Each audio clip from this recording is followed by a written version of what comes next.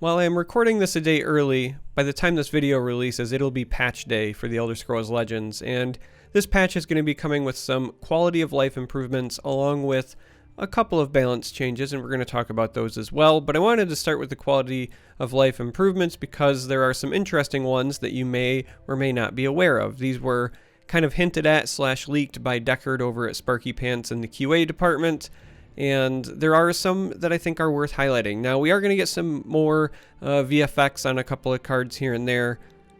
Execute, for example, Crushing Blow, alternate art, Crushing Blow, etc., etc. But the ones that I'm excited for are menu redesign / polishing. I'm always a fan of things looking pretty, so while we don't know what that looks like quite yet, I'm at least intrigued by the prospect.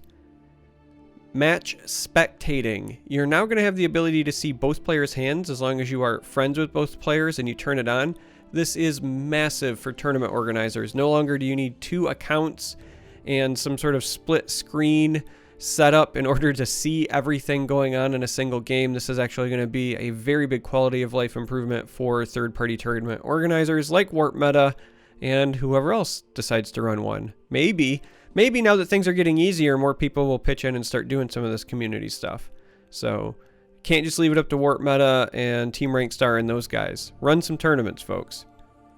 Now, another thing that's kind of controversial, I'm personally a big fan of it, is what they call card reveal changes. Now, what this specifically means is that if a card is going to be known to both players in hand, then it will just be shown to you in that player's hand. This is something that, for example, Magic the Gathering does, and a few other games have been doing it as a quality of life improvement.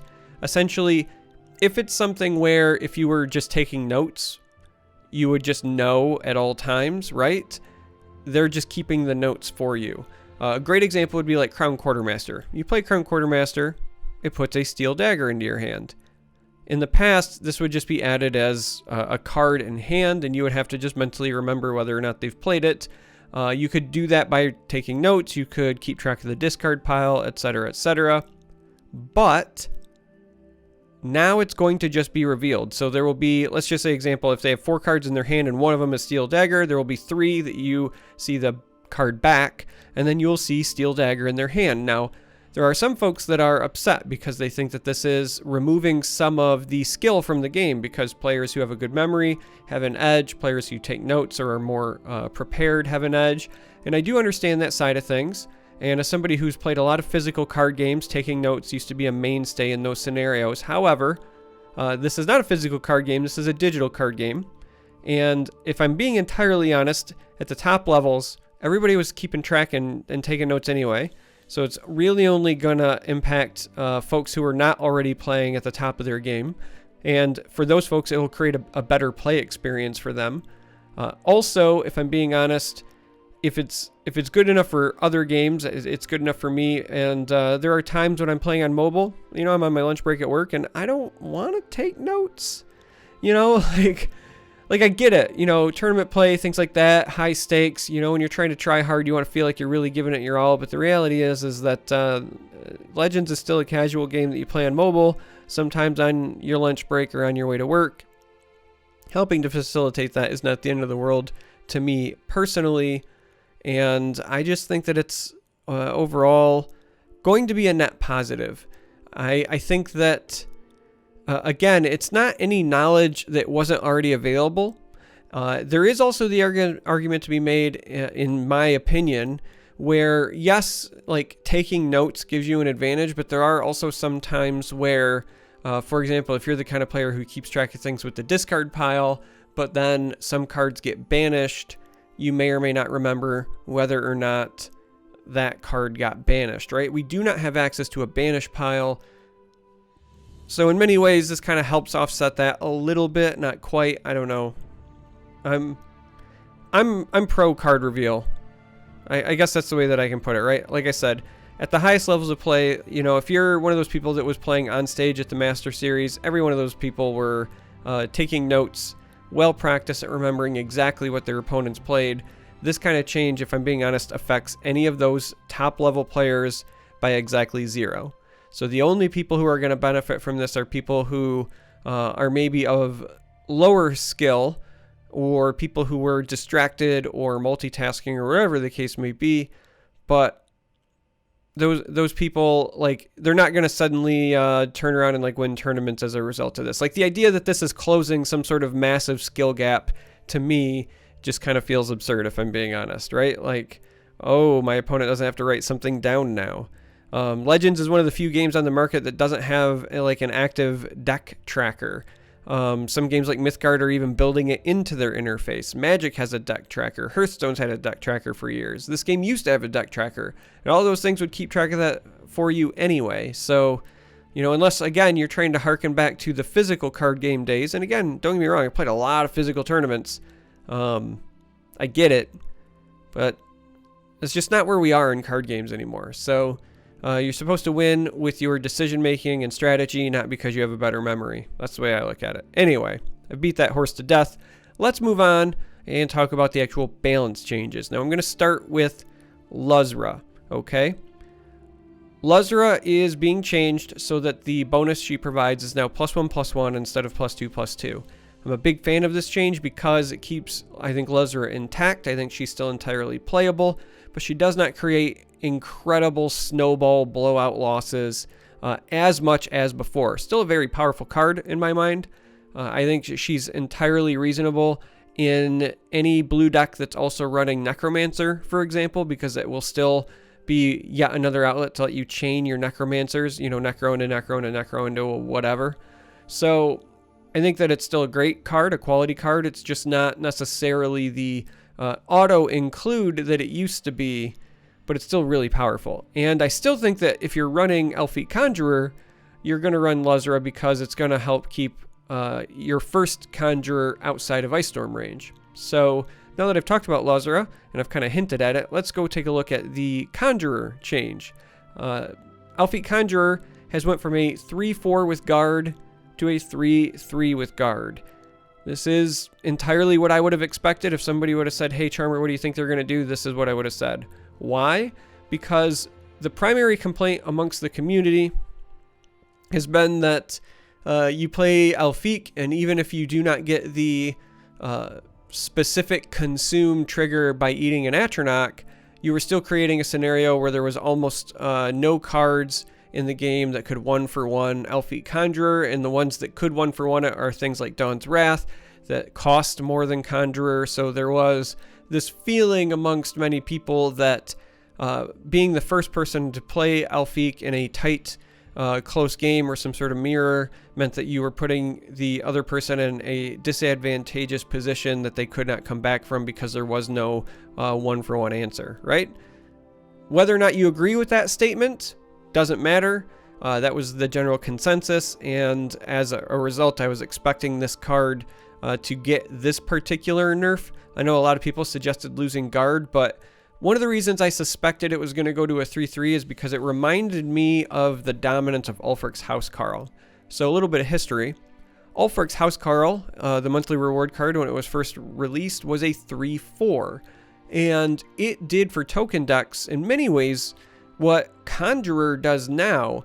It generated a ton of value, but also made it incredibly difficult to truly 1-for-1 it, because in a token deck, you had a board, and if you played Housecarl on curve, you were usually then breaking 1 to 2 runes, and it was a 3/4 body. So depending on when you played Housecarl, if you were going into Ice Storm range at a 3/4, you would maybe wipe their board, but you would leave Housecarl behind, who could potentially keep attacking and breaking more runes.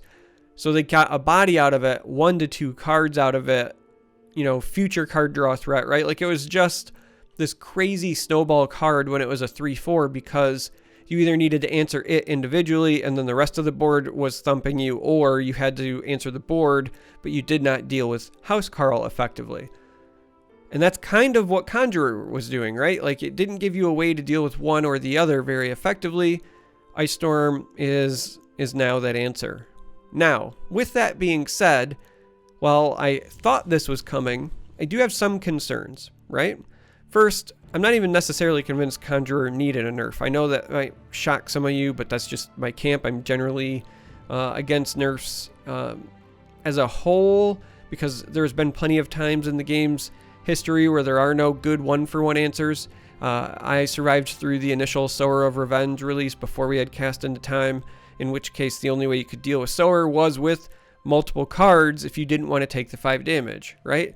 There was plenty of times where Sower was a 1-for-2, and you took 5 damage on top of it, or it might have been like a 1-for-1, but you forced them to use a silence to prevent the 5 damage. Like, Sower used to be a monster at the time it was released, and like the game survived and I survived, and that's kind of how I feel about Conjurer. Is it strong now? Yeah, but I don't necessarily think that it was doing anything that was insane. But I digress. My biggest complaint about current iteration of Conjurer, and in many ways it was kind of the same complaint I had about Ulfric's Housecarl at the time. Yes, you have an answer in Ice Storm now, but every control deck since the game's inception, all of the best ones I should say, have all revolved around Ice Storm, right? I've been playing with or around Ice Storm for 3 years now. And I'm fine with core cards being staples. You know, there's a reason Wrath God has been a staple in Magic the Gathering for a long time, and that's fine. But they either need to give something like Ice Storm to some other colors, and they've kind of done that a little bit with Debilitate now, and you can kind of get there, but it's a little bit less, and it's a little bit later in general. But I feel like you've got to do something to get your control archetype diversity represented in better ways. Like if I want to play warrior control, veteran control, anything like that, I've got to jump through a bunch of hoops, and it doesn't really feel good because I don't have access to Ice Storm. It's like literally the game is balanced so hard around Ice Storm and that pivotal turn 6 moment, because turns like 6 through 8 are maybe the most important moments for your average control deck. They're the turns where you basically figure out whether you're going to live or die. And it's all because so much of the game is balanced around Ice Storm being available at 6 Magicka. And there's just not a good comparison like in almost any other color that really gets it done the same way. There are some weird things you can do, and there are some funky 2-card combos, but I mean, it's just the standard, and I would like to see us do something that gets a little bit away from that, and all this does is actually reinforce it. So that being said, here is one other adjustment that I actually think I would have enjoyed. I'm not saying that this necessarily is balanced, and maybe they tried it internally and decided against it, or maybe they decided that they didn't want to do this much additional coding, because what I'm about to suggest requires a lot more coding in the engine than just changing a single stat point, and I'm aware of that. However, one of the things I would like to have seen out of Elfie Conjurer would have been a better way to play into the high roll, because when I look at Elfie Conjurer, what I really compare it to more than any other card is like Wild Beast Caller, because that's another 6-cost card that gives you a body, and then you get another body, and it's got the ability to low roll, and it's got the ability to high roll, very much like Elfie Conjurer.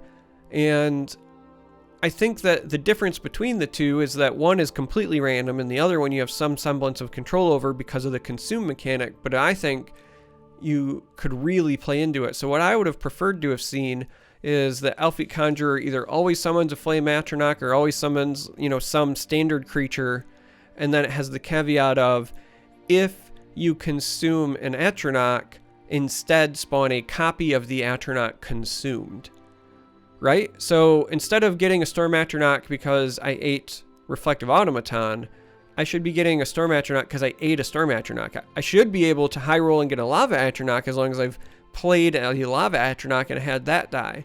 Because then, in my opinion, this also makes decks that are playing those Atronach synergies more thematic, right? If I'm going to be playing Breton Conjurer and I'm making that Frost Atronach, and then I consume it, I should get a Frost Atronach, right? Like I'm basically repurposing the power that I've already expended. I think that it's a really kind of cool thematic change if you were to do it that way. And it also means that you could build your deck around this Atronach theme. And if I'm being honest, I think it makes Conjurer a more dynamic card if you were to make this change, because you could then choose, right?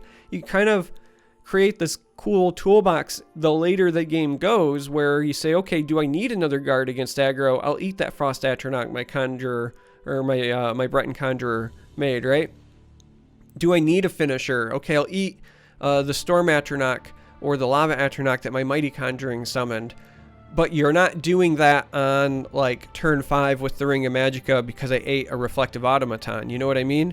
So I just feel like, again, I know that sort of change would require a significant amount of like coding rework, and the effort is probably not worth the reward as far as the developers are concerned. And I understand that, I get that, but I just think thematically that would be a pretty neat change where, again, if it eats an Atronach, then you summon a copy of that Atronach, and then that would encourage people to play other Atronach cards. It would give you a reason to maybe run Elfite Conjurer and, the Conjuration Scholar, the 1/2 that summons the Frost Atronach, stuff like that, right? So that you have these other Atronachs in your discard pile. You can, again, kind of use Elfite Conjurer as a situational toolbox that also generates value. I don't know, I feel like that would have been a great way to potentially tame the high roll potential. Also, again, they've been saying for a while that they want class-based decks to be more synergy reliant than good stuff reliant, and I think this feeds into that a little bit more as well. So anyway, it's just my own 2 cents. I don't even know if it would be balanced. That's the sort of thing that like I would throw at the wall and hope that it sticks, and then maybe you test it internally. But again, given the amount of like coding rework it would require, I don't expect them to make a change like that. It's just something I wanted to talk about because as I've been kind of marinating on Elfite Conjurer, I think that would have been just like a thematic, cool way to go about it. So anyway, I want to know what you guys think as, the patch is coming. When this video releases, it may even be done. I don't know how long servers are going to be down for the patch. Sparky's really good about keeping these times short. So by the time you're watching this, they might be live, but I want to know what you think about the patch, what you think about the balance changes. Anyway, just wanted to talk about the patch. Thanks for watching. If you made it this far, I appreciate it. Until next time, may you walk on warm sands.